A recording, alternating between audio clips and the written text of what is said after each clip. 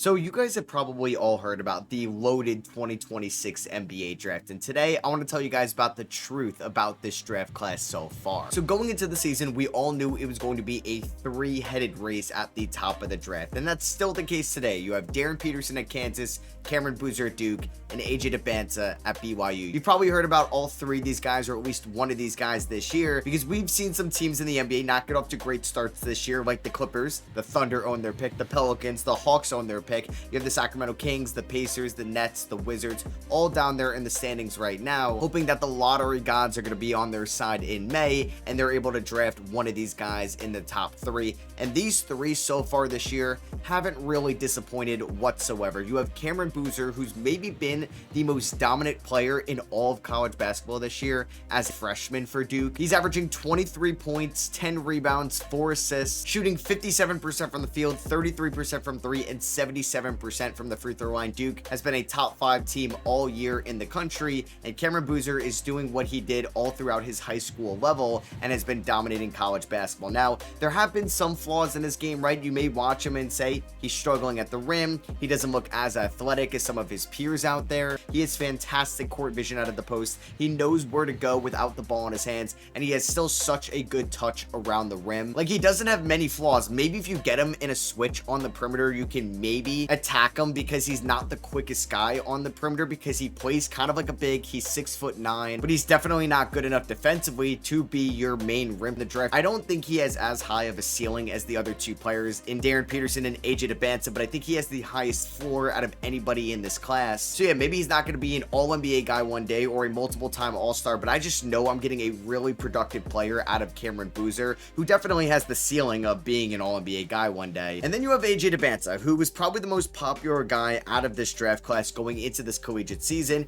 He goes to BYU, and he has been such a crafty 6'9" scorer this year for the Cougars. He's going to be 19 years old on draft night. This year, AJ Debanta is averaging 22.3 points per game as a true freshman, 6.9 rebounds, 3.3 assists, 1.3 steals, shooting 57% from the field, 30% from three, and 76% from the free throw line. He's got a 64% true shooting percentage this year as well. Yeah, I'd like for him to be a little bit better of a three-point shooter. Yeah, I'd like to see him make better reads passing wise or just be a better defender, but he has looked so smooth as a scorer, making NBA type shots for BYU. And I think he's athletic enough to be a good defender at the NBA level. There's definitely lapses as a help defender, but man, this guy can get to the rim with ease. He could finish at the rim. He could finish with contact. He's got a good mid-range jumper right now. The three-point shot is hopefully coming alive as we go throughout the course of the season and into Big 12 play, which in my opinion is the toughest conference. So we're going to see AJ Debanta go up against Houston, Texas Tech, Kansas, some really solid defenses this year. And if you're looking for somebody that could be the #1 scorer on your team one day, Debanta could definitely be that guy. I just wonder where his fit is at the NBA level, because I don't really like him in Indiana's offense. The way that Rick Carlisle likes to operate this team in the half court where it's quick decision making, and I feel like AJ is going to try to be someone that likes to execute with the ball in his hands for a long period of time. Does he really make sense in OKC because of all the mouths to feed there right now? It would be cool if he ended up in Sacramento, or if he ended up in Brooklyn and he was their franchise guy going forward, or maybe he just goes right down the road to Utah and gets to play for the Jazz. And then the last guy that's kind of in those top 3 conversations, Darren Peterson. Now, his freshman year has gone maybe not as good as Cameron Boozer or AJ Debanta's because he's been hurt. He has suffered now 2 hamstring injuries this year, which has only allowed him to play just 4 games. 3 of those games not really against the best competition, and 1 of those games against UNC. But Darren Peterson in those 4 games was averaging 19 points, 4 rebounds, 3 assists, shooting 52% from the field, 42% from three, and playing some really good on-ball defense. This was my #1 guy in this draft class going into this collegiate season, and when he's been out there, he's played like the #1 guy in this class. It's just unfortunate that he suffered now his second lower body injury, which can linger. These hamstring injuries suck, and they can make you go on the shelf for 3, 4, 5+ weeks at a time, and Kansas is not going to want to rush him back at the moment. So Peterson, I think, still has all the talent to go in the top 3, but we're seeing kind of like a Kyrie Irving 2011 scenario scenario because Kyrie Irving only played 11 games for Duke in 2011, but still ended up being the #1 overall pick. So we could definitely see that happen with Darren Peterson this year. I do think Peterson fits on basically every single team that's going to be picking in the top 10. I think he could fit a little bit more seamlessly than a Cameron Boozer or Debanza, because he could play the 1, he could play the 2, he can maybe play the 3 in a pinch as well. He can move well without the ball. He could be a good on-ball defender, a good off-ball defender, can still operate with the ball in his hands for sure. And I still have him as my #1 guy because he was so good at prolific prep last season. It's just really unfortunate that he's only played 4 games for Kansas. And I'd say there's one other player that can maybe flirt with getting into the top 3, and that's Caleb Wilson of the UNC Tar Heels. Caleb Wilson is also going to be 19 years old on the night of the NBA draft, and it's probably the best UNC freshman since maybe the hype Harrison Barnes had in that 2011 season. Caleb Wilson is a monster on the glass. He's shooting 55% from the field this year, averaging 19.5 points, 11 rebounds, 1.3 steals, 1.3 blocks, 2.4 assists. He's shooting 28% from 3 and 71% from the free throw line. So he's not somebody that I really trust with the ball in his hands on the perimeter. I do not like him as a jump shooter whatsoever. And I've made this analogy before, but when you're watching Caleb Wilson, it feels like, you know how when you're playing 2K and you're taking a bad layup and you know it's not going to go in, so you're already spamming triangle and you're spamming wide to go get the rebound. I feel like that's how he plays. No matter if he thinks it's a good shot or a bad shot, he is crashing the glass,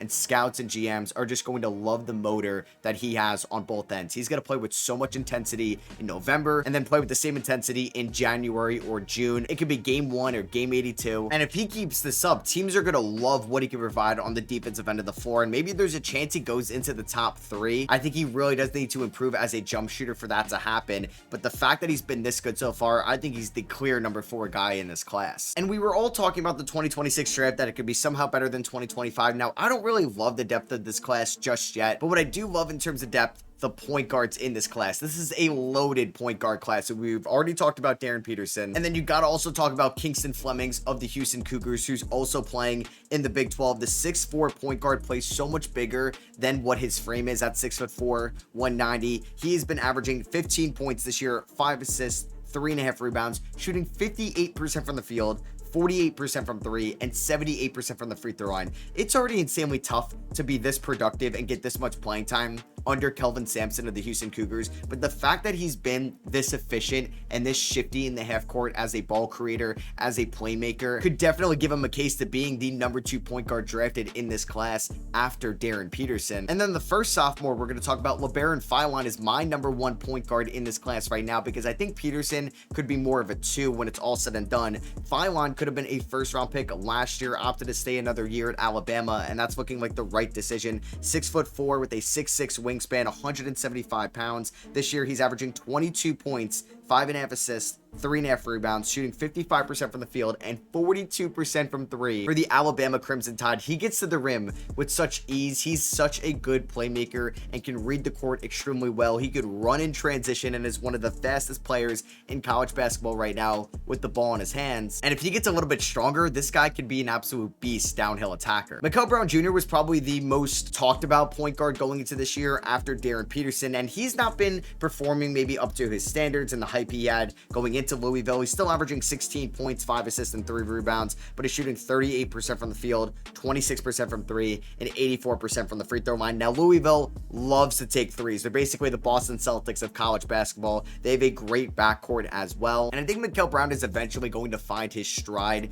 in college basketball, but yeah, it's definitely been a transition period for him so far. And then you also have Darius Acuff of the Arkansas Razorbacks, another good point guard prospect in this class, averaging 19 points, 6 assists, 3 rebounds, shooting 48% from the field and 44% from 3 for Arkansas. I think it could still be a little bit inconsistent with him right now. I don't really love the defensive tape, but man, is he a talented offensive scorer who's also going to be just 19 years old on the night of the 2026 NBA draft. If you need a point guard, this is a really good year. There is no excuse for Sacramento not to find their franchise point guard in this class. And I think it's truly wide open who could go number 5 in this class as well. So I already talked about LeBaron Fine. It could be Mikael Brown Jr. or Kingston Flemings. Nate Ament was definitely a talked about top 5 pick going into the year, but he's struggled against good competition at Tennessee. And Nate Ament hit a late growth spurt as well. He shot up to 6'10" going into Tennessee, where he was pretty much like a point guard in high school. He's shooting just 38% from the field, 30% from 3. He's not dunking the ball at all. He's struggling finishing around the rim for somebody that's 6'10". It's also been a learning curve for him from high school to the University of Tennessee, and I'm really intrigued to see where he's going to go, because it does feel like he's going to be the definition of a boomer bust prospect. And then an extreme wild card just debuted, Jaden Quaidance of the Kentucky Wildcats. Going into this year, I like Quaidance as a top 10 guy into the draft because of the defensive tape we saw last year at Arizona State. Quaidance was the youngest player in college basketball, so he actually missed the deadline to be eligible for the 2026 draft, so he had to play 2 years of college basketball. But unfortunately, in January of last year, he tore his ACL at Arizona State. He recently just debuted last Saturday against St. John's, and man, he looked the part as maybe the best defender in the country, no matter the class. He's going to be a good shot blocker, perimeter defender, rim protector, super physical, moves extremely well for somebody at 6'10". I love the standing reach. This guy could also shoot up draft boards as well. It could be an immediate defender at the NBA level. And then keep an eye on Kareem Lopez, currently playing in New Zealand right now. I like Kareem Lopez as a lottery guy going into the year. He got off to a good start, cooled down a little bit. He has been really picking up steam for the New Zealand Breakers, part of that next-gen program in New Zealand. Guys like LaMelo Ball, Josh Giddey, Alex Sarr have came out of that program. He's averaging around 10 points, 6 rebounds, shooting 48% from the field, 44% from 3, and 80% from the free throw line, playing with some grown men out there in New Zealand. So I really like the production that Lopez has. I think he could be a good defender as well. I'm keeping an eye on him as a sneaky top 10 pick. And speaking of New Zealand as well, Dash Daniels can maybe also be somebody that's sliding down draft boards right now, kind of like Nate Ament. Dash Daniels has the defensive potential of his older brother, Dyson Daniels. He's a very good point of attack defender. He could be a stopper. He can guard multiple positions, has a really good wingspan and length and versatility there. It's just the offensive game has been extremely quiet this year. He's averaging around 5.5 points, 3 rebounds, and 1 assist for Melbourne United. He's somebody that's still trying to get a feel, I think, offensively out there as well, but he still may get drafted in the first round just on what he could do defensively. I had a feeling some of the Duke guys were not going to shine this year because of all the mouths to feed in Duke, and I do think Dame Sarr has kind of struggled a little bit as of late. He only has 2 games this year in double figures, and the last one happened against Indiana State on November 14th. He was already coming over from Spain to Duke as well. Has had inconsistent playing time also this year, and I think could be a 2027 draft guy. I'm also keeping an eye on Caden Boozer, the twin brother of Cameron Boozer, who has not been as effective as his brother Cameron, but he does remind me a little bit of a younger Tyrese Proctor at Duke as well. Makes the right decisions. The 3-point shot looks promising as well. I do wonder if he's going to be a 2026 or 2027 guy. And a sleeper that I really like right now, Keaton Wagler, playing for Illinois. Now, Illinois was known as kind of the Balkans coming into this year. They have a ton of Eastern Europeans on their roster, but freshman guard Keaton Wagler has really stepped up this year for Illinois, averaging 15 points, 5 rebounds, 3 assists, shooting 44% from the field, 39% from 3, and 84% from the free throw line. He has been super efficient so far this year. He's getting to his spots. It's been good shot selection, and I think this could also be a draft riser as well throughout the course of the year. Trying to figure out if he's a 1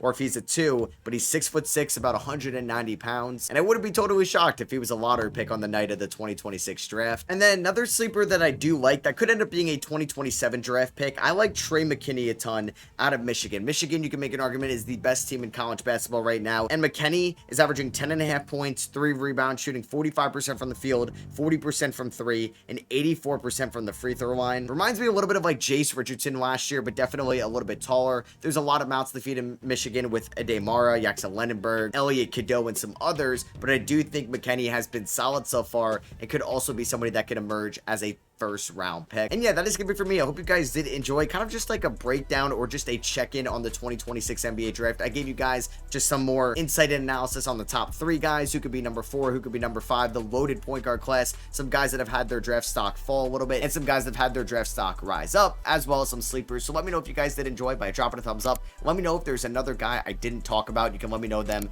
down below in the comments. Thank you all for watching. I love you guys. I'll catch you on the next one. Peace.